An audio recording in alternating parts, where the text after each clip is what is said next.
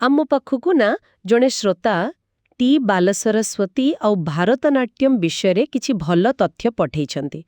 ତେଣୁ ଭାବିଲି ଆଜି ଆମେ ଏଇ ମହାନ କଳାକାର ଆଉ ତାଙ୍କ କଳା ବିଷୟରେ ଟିକେ ଗଭୀର ଭାବେ ଜାଣିବା। ହଁ, ନିଶ୍ଚୟ। କାରଣ କେବଳ ସେ ଜଣେ ପ୍ରସିଦ୍ଧ ନୃତ୍ୟଶିଳ୍ପୀ ଥିଲେ କହିଦେଲେ ତ ହବନି। ଆମେ ଚେଷ୍ଟା କରିବା ତାଙ୍କର ପ୍ରକୃତ ଅବଦାନ କ'ଣ ଥିଲା ସେଇଟା ବୁଝିବା ପାଇଁ। ଆଜ୍ଞା, ଏଇଟା ବହୁତ ଗୁରୁତ୍ୱପୂର୍ଣ୍ଣ କଥା। କାରଣ ଯେତେବେଳେ ଆମେ ବାଲସରସ୍ୱତୀଙ୍କ କଥା କହୁଛେ, ଆମେ କେବଳ ଜଣେ ନୃତ୍ୟଶିଳ୍ପୀଙ୍କ କଥା କହୁନୁ। ଆମେ କହୁଛୁ ଭାରତନାଟ୍ୟମର ଗୋଟେ ପୁରା ଜୀବନ୍ତ ପରମ୍ପରା ବିଷୟରେ।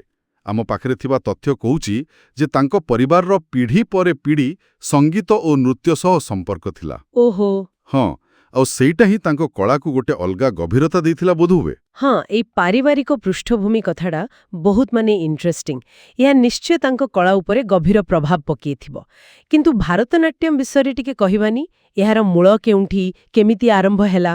ଆଜ୍ଞା, ଭାରତନାଟ୍ୟମର ଆରମ୍ଭ ତ ଦକ୍ଷିଣ ଭାରତର ତାମିଲନାଡୁରେ ମନ୍ଦିର ନୃତ୍ୟ ପରମ୍ପରାରୁ। ଏହା ବହୁତ ବହୁତ ପୁରୁଣା କଳା। ଆଚ୍ଛା। କିନ୍ତୁ ଗୋଟେ ସମୟ ଆସିଥିଲା, ଆପଣ ଜାଣିଥିବେ, ଯେତେବେଳେ ଏହି କଳା ପ୍ରାୟ ଲୋପ ପାଇଯିବାର ଭୟ ଥିଲା। ହଁ ହଁ। ଆଉ ସେହି ସମୟରେ ବାଳ ସରସ୍ୱତୀଙ୍କ ପରି କଳାକାରମାନେ ହିଁ ଏହାକୁ ପୁଣି ଥରେ ପୁନର୍ଜୀବିତ କଲେ। ସେମାନଙ୍କର ଭୂମିକା ବହୁତ ବଡ଼।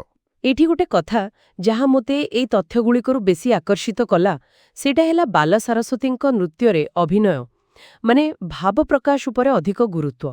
ଏଇଟା କ'ଣ ତାଙ୍କ ଅନ୍ୟମାନଙ୍କଠାରୁ ସତରେ ଅଲଗା କରୁଥିଲା? ନିଶ୍ଚିତ ଭାବରେ। ଠିକ୍ କଥା। ସୂଚନା ତ ସେଇଆ କହୁଛି। ଦେଖନ୍ତୁ, ଯେଉଁ ସମୟରେ ଅନେକେ ଶୁଦ୍ଧ ନୃତ୍ୟ ବା ନୃତ୍ୟ ଉପରେ ଅଧିକ ଧ୍ୟାନ ଦେଉଥିଲେ, ବାଳ ସରସ୍ୱତୀ କିନ୍ତୁ ପଦମ୍ ଆଉ ଜଭାଲି ପ୍ରକାଶ କରିବାରେ ସେ ଅଦ୍ୱିତୀୟ ଥିଲେ। ତାଙ୍କ ଅଭିନୟ ଏତେ ସୂକ୍ଷ୍ମ ଆଉ ଏତେ ଶକ୍ତିଶାଳୀ ଥିଲା ଯେ ସତରେ ଦର୍ଶକ ପୁରା ମନ୍ତ୍ରମୁଗ୍ଧ ହୋଇଯାଉଥିଲେ। ସେ ପାରମ୍ପରିକ ପଦମଗୁଡ଼ିକୁ ନିଜର ସେଇ ଭାବପୂର୍ଣ୍ଣ ଅଭିବ୍ୟକ୍ତି ଦେଇ ଗୋଟେ ନୂଆ ଜୀବନ ଦେଇଥିଲେ। ଏଇଟା ତ ବହୁତ ବଡ଼ କଥା। କେବଳ ଟେକ୍ନିକ୍ ନୁହଁର, ନୃତ୍ୟ ଭିତରେ ଯୋଉ ଆତ୍ମାଟା ଅଛି ସେଇଟାକୁ ସେ ଧରି ରଖିଥିଲେ।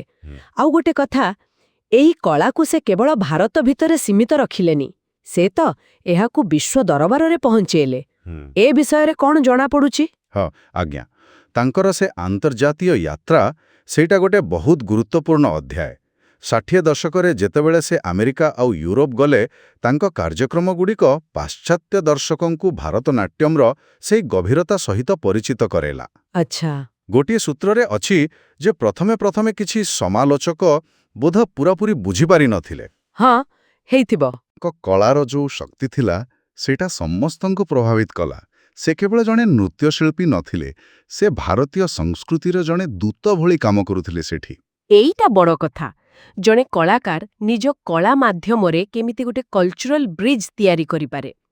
କିନ୍ତୁ ଏଇ ଆନ୍ତର୍ଜାତୀୟ ସ୍ୱୀକୃତି ପାଇବାଟା ଏତେ ସହଜ ନଥିବ ନିଶ୍ଚୟ ନା?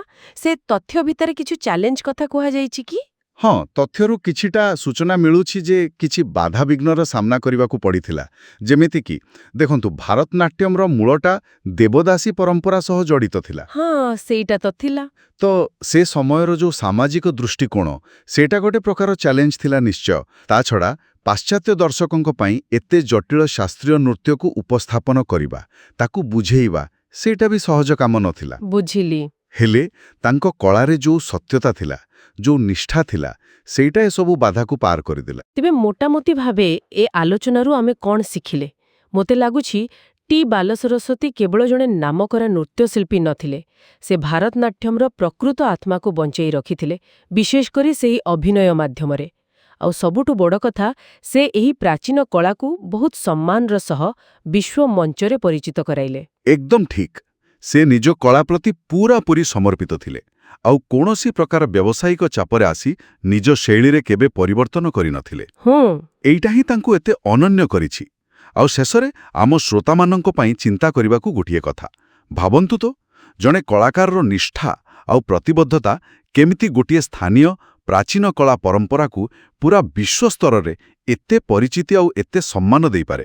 ହଁ, ଏରା ପ୍ରକୃତରେ ଭାବିବାର କଥା। ଏହା ଆମକୁ ଭାବିବାକୁ ବାଧ୍ୟ କରେ ଯେ ଆଜିର ଦୁନିଆରେ ଆହୁରି କେତେ କ୍ଷେତ୍ରରେ ଏମିତି ଅସାଧାରଣ ବ୍ୟକ୍ତିତ୍ୱ ଥିବେ, ଯେଉଁମାନେ ଚୁପଚାପ ନିଜ କାମ କରି ଚାଲିଛନ୍ତି, ଆଉ ହୁଏତ ଆମେ ତାଙ୍କ କାହାଣୀ ଏଯାଏଁ ଜାଣିନାହୁଁ।